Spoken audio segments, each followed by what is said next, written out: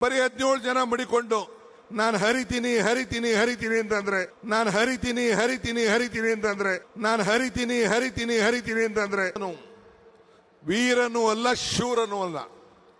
ಅಧಿಕಾರ ಕೊಟ್ಟಾಗ ನಿನ್ ಕೈಲಿ ಮಾಡಕ್ಕಾಗದೇ ಇದ್ದಾಗ, ಅಧಿಕಾರ ಇಲ್ಲದೆ ಹೋದಾಗ ಬರೀ 17 ಜನ ಮಡಿಕೊಂಡು ನಾನು ಹರಿತೀನಿ ಹರಿತೀನಿ ಹರಿತೀನಿ ಅಂತಂದ್ರೆ ನಿಮ್ಮ ಕೈಲಿ ಏನು ಮಾಡಲಿಕ್ಕೆ ಸಾಧ್ಯ ಇಲ್ಲ.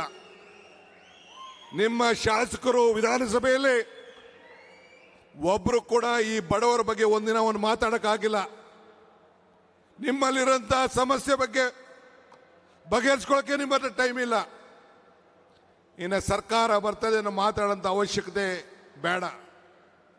ಈ ರಾಜ್ಯದ ಜನತೆ ಬಿಜೆಪಿಗೆ ಒಂದು ದೊಡ್ಡ ಅವಕಾಶ ಪಾರ್ಲಿಮೆಂಟಲ್ಲಿ ಕೊಟ್ಟರು, ಲೋಕಸಭೆಯಲ್ಲಿ ಕೊಟ್ಟರು. ಪ್ರಧಾನಮಂತ್ರಿಗಳು ಏನು ಹೇಳ್ತಾ ಇದ್ದಾರೆ?